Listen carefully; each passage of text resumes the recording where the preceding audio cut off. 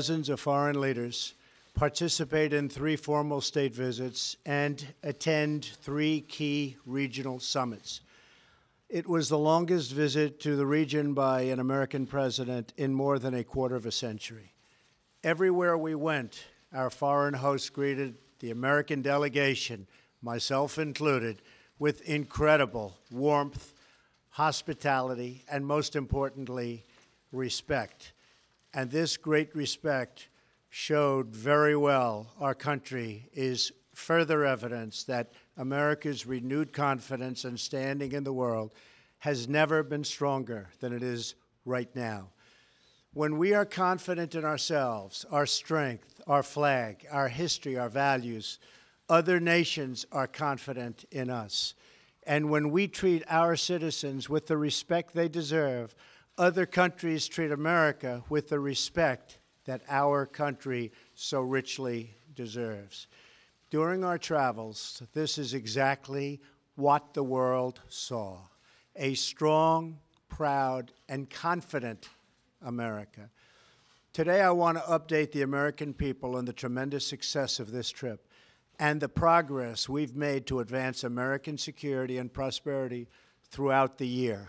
When I came into office, our country was faced with a series of growing dangers.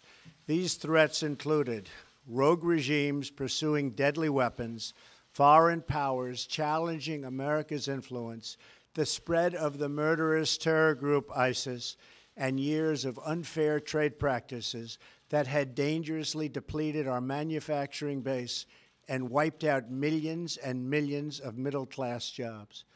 The challenges were inherited, and these products really showed what previous mistakes were made over many years and even decades by other administrations.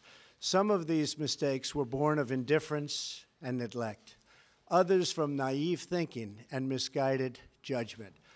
In some cases, the negative influence of partisan politics and special interests was to blame. But the one common thread behind all of these problems was a failure to protect and promote the interests of the American people and American workers. Upon my inauguration, I pledged that we would rebuild America, restore its economic strength, and defend its national security. With this goal in mind, I vowed that we would reaffirm old alliances and form new friendships in pursuit of shared goals. Above all, I swore that in every decision, with every action, I would put the best interests of the American people first. Over the past 10 months, traveling across the globe and meeting with world leaders, that is exactly what I have done. Earlier this year in Saudi Arabia, I spoke to the leaders of more than 50 Arab and Muslim nations about our strategy to defeat terrorists by stripping them of financing, territory, and ideological support. And I urge the leaders to drive out the terrorists and extremists from their societies. Since that time, we have dealt ISIS one crushing defeat after another. In Israel, I reaffirmed the unbreakable bond between America and the Jewish state, and I met with leaders of the Palestinian Authority and initiated an effort to facilitate lasting peace between the Israelis and the Palestinians. In Brussels, I urged our NATO allies to do more to strengthen our crucial alliance and set the stage for significant increases in member contributions. Billions and billions of dollars are pouring in because of that initiative. NATO, believe me, is very happy with Donald Trump and what I did.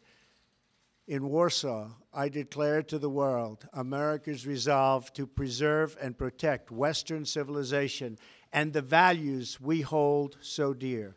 In Rome, Sicily, Hamburg, and Paris, I strengthened our friendships with key allies to promote our shared interests of security and prosperity. In September, at the United Nations General Assembly in New York, I urged that the nations of the world join in confronting rogue regimes that threaten humanity and laid out a model for international cooperation grounded in respect for sovereignty and the responsibilities that come with it. On each trip, I have worked to advance American interests and leadership in the world. And to each of these places, I have carried our vision for a better, a vision for something stronger and sovereign, so important, sovereign and independent nations rooted in their histories, confident in their destinies, and cooperating together to advance their security, prosperity, and the noble cause of peace. It was this same vision that I carried to Asia 2 weeks ago. And it was this same commitment to you, the American people, that was always at the forefront of my mind and my thinking. Our trip was defined by 3 core goals. First, to unite the world against the nuclear menace posed by the North Korean regime, a threat that has increased steadily through many administrations and now requires urgent action. Second, to strengthen America's alliances and economic partnerships in a free and open Indo-Pacific, made up of thriving independent nations respectful of other countries and their own citizens, and safe from foreign domination and economic servitude. And third, to finally, after many years, insist on fair and reciprocal trade. Fair and reciprocal trade. So important. These 2 words, fairness and reciprocity, are an open invitation to every country that seeks to do business with the United States. And they are a firm warning to every country that cheats, breaks the rules, and engages in economic aggression like they've been doing in the past, especially in the recent past. That is why we have almost an $800 billion a year trade deficit with other nations. Unacceptable. We are going to start whittling that down, and as fast as possible. With these goals, it was my profound honor to travel on this journey as your representative. I explained to all of the world leaders and across Asia how well the United States is doing. Economic growth has been over 3% the last 2 quarters and is going higher. Unemployment is at its lowest level in 17 years. The stock market has gained trillions of dollars in value since my election and has reached record highs. We are massively increasing our military budget to historic levels. The House has just passed a nearly $700 billion defense package, and it could not come at a better time for our nation. Once again, our country is optimistic about the future, confident in our values, and proud of our history and a role in the world. I want to thank every citizen of this country for the part you have played in making this great American comeback possible. In Asia, our message was clear and well received. America is here to compete, to do business, and to defend our values and our security. We began our trip in Hawaii to pay our respects to brave American service members at Pearl Harbor and the United States Pacific Command, the guardian of our security and freedom across the Indo-Pacific region. As our country prepared to observe Veterans Day, we remembered the incredible sacrifices and courage of all of the veterans whose service has preserved our liberty and a way of life that is very special. We also thanked military families for their support for our brave servicemen and women. From Hawaii, we traveled to Japan, a crucial U.S. ally and partner in the region. Upon landing in Japan, my first act was to thank the American service members and Japanese self-defense forces who personify the strength of our enduring alliance. Prime Minister Abe and I agreed on our absolute determination to remain united to achieve the goal of denuclearized North Korea. Shortly following our visit, Japan announced additional sanctions on 35 North Korean entities and individuals. Japan also committed to shouldering more of the burden of our common defense by reimbursing costs borne by American taxpayers, as well as by making deep investments in Japan's own military. This will include purchases of U.S. advanced capabilities, from jet fighters to missile defense, systems worth many, many billions of dollars, and jobs for the American worker. Prime Minister and I also discussed ways we can deepen our trade relationship based on the core principles of fairness and reciprocity. I am pleased that since January of this year, Japanese companies have announced investments in the United States worth more than $8 billion, 17,000 jobs. Thank you. Oh, they don't have water. That's okay. What? Oh, it's okay. Oh.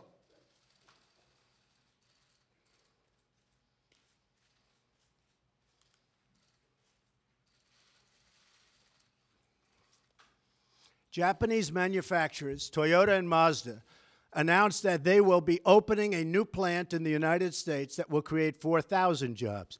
We also signed agreements between our nations to enhance infrastructure development, increase access to affordable energy, and advance our foreign policy goals through economic investment. From Japan, we traveled to another key American ally in Asia, the Republic of Korea. My official state visit to South Korea was the first by an American president in 25 years. Speaking before the National Assembly of the Republic of Korea, I spoke the truth about the evil crimes of the North Korean regime, and I made clear that we will not allow this twisted dictatorship to hold the world hostage to nuclear blackmail.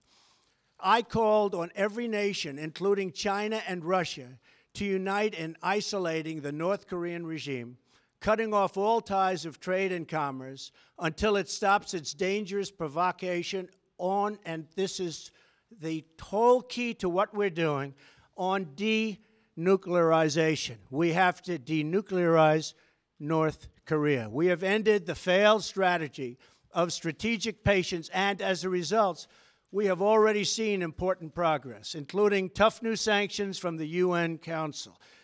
We have a Security Council that has been with us and just about with us from the beginning. South Korea agreed to harmonize sanctions and joined the United States in sanctioning additional rogue actors whose funds have helped North Korea and North Korea's nuclear and ballistic missile programs. It's unacceptable to us. The United States welcomed the decision of President Moon to remove the payload restrictions on missiles to combat the North Korean threat. And together we reaffirmed our commitment to a campaign of maximum pressure. Like Japan, South Korea is increasing its defense contributions.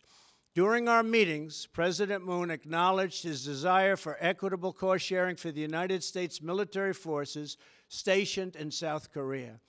And I visited soldiers at Camp Humphreys, a brand new joint American-South Korean base, paid for almost entirely by the South Korean government. At that base, I discussed with the United States and South Korean military leaders both military options and readiness to respond to North Korean provocation or offensive actions. During our visit, President Moon and I also discussed America's commitment to reducing our trade deficit with South Korea. At my discretion and direction, we are currently renegotiating the disastrous U.S.-Korea trade agreement signed under the previous administration. It has been a disaster for the United States. Last week, 42 South Korean companies announced their intent to invest in projects worth more than $17 billion in the United States, and 24 companies announced plans to purchase $58 billion in American goods and services. From South Korea, Melania and I traveled to China, where, as in Japan and South Korea, we were greatly honored by the splendor of our reception. Our trip included the first official dinner held for a foreign leader in the Forbidden City since the founding of the modern China, where we enjoyed a very productive evening hosted by President Xi and his wonderful wife, Madame Peng. During our visit, President Xi pledged to faithfully implement United Nations Security Council resolutions on North Korea and to use his great economic influence over the regime to achieve our common goal of a denuclearized Korean Peninsula. President Xi recognizes that a nuclear North Korea is a grave threat to China, and we agree that we would not accept a so-called freeze-for-freeze agreement like those that have consistently failed in the past. We made that time is running out, and we made it clear, and all options remain on the table. I also had a very candid conversation with President Xi about the need to reduce our staggering trade deficit with China and for our trading relationship to be conducted on a truly fair and equitable basis. We can no longer tolerate unfair trading practices that steal American jobs, wealth, and intellectual property. The days of the United States being taken advantage of are over. In China, we also announced $250 billion worth in trade investment deals that will create jobs in the United States. From China, I flew to the city of Da Nang in Vietnam to attend the leaders' meeting for APEC, Asia-Pacific Economic Cooperation. There, I spoke to a major gathering of business leaders where I reminded the world of America's historic role in the Pacific as a force for freedom and for peace. Standing on this proud history, I offered our vision for robust trading relationships in which Indo-Pacific nations can all prosper and grow together. I announced that the United States is ready to make bilateral trade deals with any nation in the region that wants to be our partner in fair and reciprocal trade. We will never again turn a blind eye to trading abuses, to cheating, economic aggression, or anything else from countries that profess a belief in open trade but do not follow the rules or live by its principles themselves. No international trading organization can function if members are allowed to exploit the openness of others for unfair economic gain. Trade abuses harm the United States and its workers, but no more. No more. We will take every trade action necessary to achieve the fair and reciprocal treatment that the United States has offered to the rest of the world for decades. My message has resonated. The 21 APEC leaders, for the first time ever, recognized the importance of fair and reciprocal trade, recognized the need to address unfair trade practices, and acknowledged that the WTO is in strong need of reform. These leaders also noted that countries must do a better job following the rules to which they agree. I also made very clear that the United States will promote a free and open Indo-Pacific in which nations enjoy the independence and respect they deserve. In Vietnam, during a state visit in Hanoi, I also met with President Quan and Prime Minister Phuc to discuss the growing friendship between our countries. Our Vietnamese partners are taking new actions to enforce sanctions on North Korea. In addition, we committed to expand trade and investment between our countries, and we pledged to address the imbalances. I am particularly pleased that the United States and Vietnam recently announced $12 billion in commercial agreements, which will include $10 billion in U.S. content. Finally, I visited the Philippines, where I met with numerous world leaders at the U.S., ASEAN, and East Asia summits. At ASEAN, the Association of Southeast Asian Nations, we made it clear that no one owns the ocean. Freedom of navigation and overflight are critical to the security and prosperity of all nations.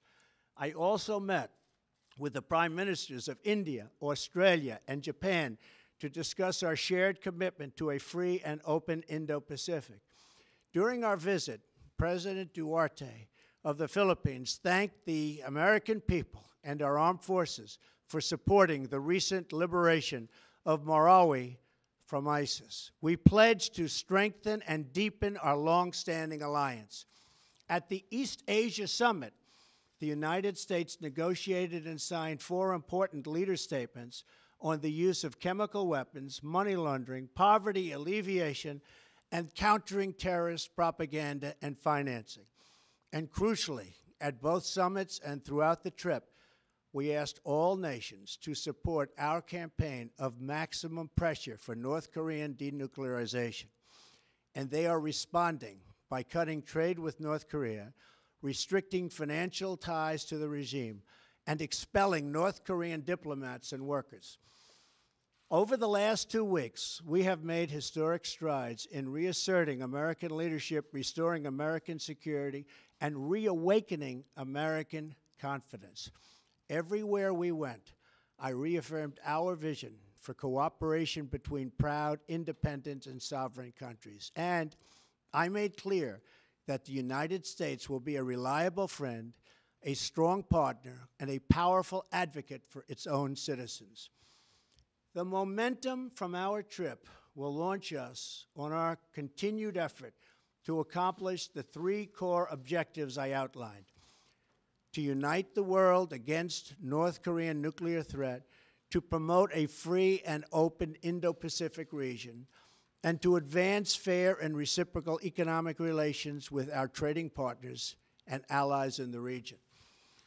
We have established a new framework for trade that will ensure reciprocity through enforcement actions, reform of international organizations, and new fair trade deals that benefit the United States and our partners.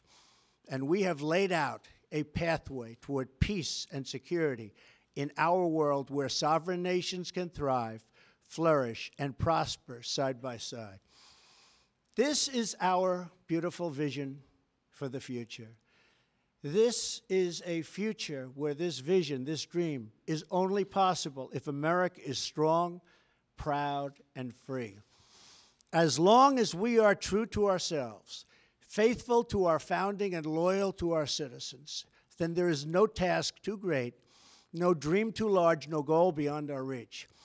My fellow citizens, America is back, and the future has never looked brighter.